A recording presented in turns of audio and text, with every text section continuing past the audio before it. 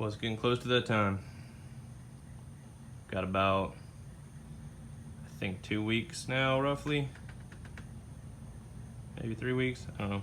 Don't even remember what today is, but till Cruising the Coast hits. It is the first Sunday in October, so I think it's like October 3rd, maybe, that it starts. And the things I wanted to get done in this car before then, I should have done and ready. The hood was one. I wanted to get it redone to where it was acceptable. You notice it's super glossy compared to the rest of the car. That's because I put a whole lot of wet coats on this thing. This is how the epoxy could come out if it was sprayed right. It actually, after spraying a lot of it on this car repeatedly in various parts, I've learned to get to where I can actually lay it down decently. Now, the hood's not perfect. There's pinholes here and there. You can see right there, there's debris in it. I didn't wet the floor down. I didn't set up fans. I didn't even close the shop door. I sprayed it in the shop. That was about the best of it. And I didn't finish body work and everything, like the pinholes, for instance. And you can see some sand and scratches in various places, but it's doable. It's acceptable in my book for what I'm going to be doing with it. Because, like I said, this hood's not staying. Eventually, I'm going to long nose it. Probably the Mustang's to Fear long nose Shelby front that has like the kind of thin but wide lower valance opening. That's what I'll be going to eventually. But anyways, the hood's bolted back on. My buddy Drew came over to help me put it back on. The new hood latches, those showed up today from FedEx.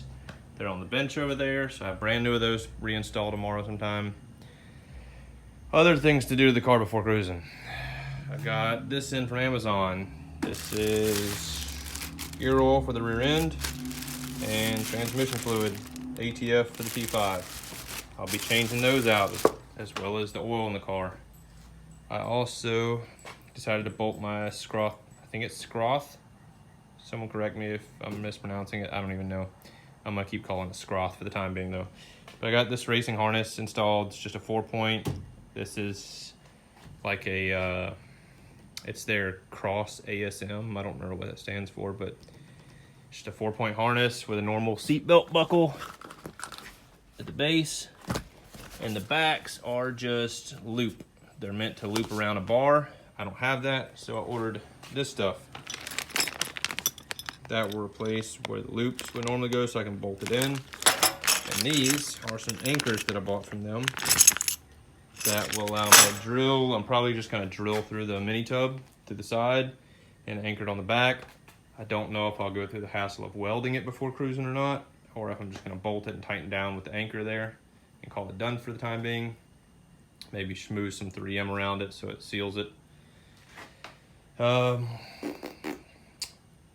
other thing, I also got a set of these in case the harness gets uncomfortable. It's just harness pads.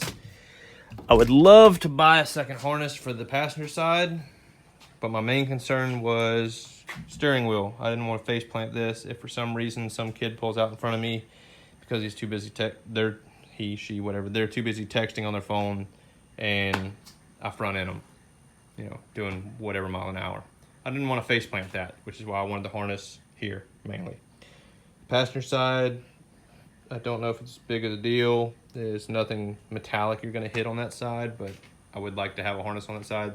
The downfall is I bought this harness years back off eBay used, which it was practically new. I don't even know if they even bolted it in. But I think I paid around $100 for it. These are about 220 bucks for these new. I really don't want to spend that right now. So I don't know if I'll have a harness on the passenger side or not. I did also order that Spall fan over here. I'll come around here and show you the model in case anyone ever is like me and is looking for a super thin mount. This is the thinnest profile fan I could find available anywhere. This came off Jegs. I think it was 80 bucks, 90 bucks. This is the pusher. And it is 2-inch thick in the widest section. It pushes somewhere around 800 and something CFM. I'm not really too worried about that. I just wanted something to blow across this condenser. Right now I don't have any fans blowing on it the way it's hooked up, but I have a little bit of gap right here, and that fan fits there perfect. What I'll probably do is run a separate relay up here for the time being, just because it's easy. I'll probably steal 12 volt off of that lug down there for the bulkhead for the feed, and just put a breaker on it. And I'll just run the ground trigger for the relay off of this trinary switch. And I don't even know if I'm gonna bother hooking up the orange IAC kick wire for the sniper, which is what turns the fans on. Realistically, I would need both of these fans to turn on for it to even think about touching this condenser, because the condenser is not against the radiator, and it has openings all around it, up top, sides. There's not really a way I can shroud it too well with the design of this front core support, whatever. So I would have to also change my relays for my fans in the back to where I no longer have the sniper turning on the fans at different temps. They would both turn on together, because the sniper doesn't have the ability to trigger both fans, fan 1 and fan 2 for AC. Only fan 1. So I'd have to run the trigger wire for the fan 1 to trigger both fans for the sniper to also turn the fans on with the AC compressor. Hope you followed all that, because I got lost along the way. But yeah, anyways, so I'm probably go to Fastenal, get some new studs for these vents, because the studs, I didn't have all of them. The nuts are kind of, some of them are rusted in place.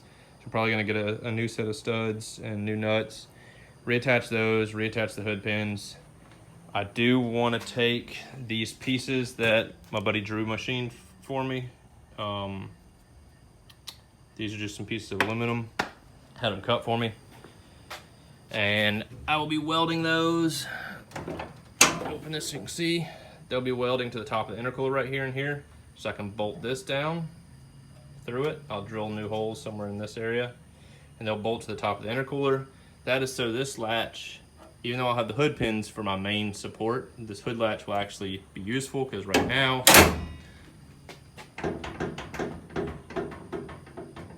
yeah. So, I don't know if you can see it, or you can probably hear it. I can pull this down, and it needs to be pulled down to actually hold resistance on that latch. So that's the things I need to do before cruising. AC fan, wiring, hood latches, hood vents, fluid change, harness bolt up. Maybe the other fans with the IAC kick for the sniper. Don't know, that's, if this one fan up here does the work fine, I'm just gonna leave it at that probably.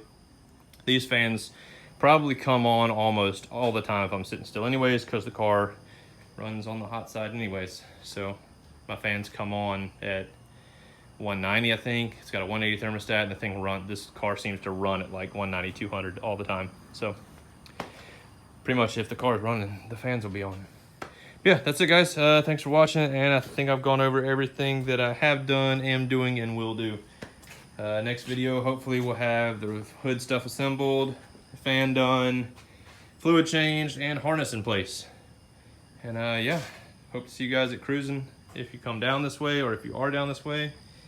And I just love the way this hood came out, even though it's super glossy compared to the rest of it. Just to me, it just looks so good. And you'll have to see it later, but the vents are actually, those got rattle canned, so they're kind of a flat, kind of a dull grayish black color. I was worried I'd have to respray those so they'd be somewhat glossy like the hood, but I think it actually looks kind of cool as the two-tone color. I think they'll match the hood pins, and they kind of match the fenders, and definitely match the roof of the car, because it's even more dull. But yeah, thanks for watching guys. Later.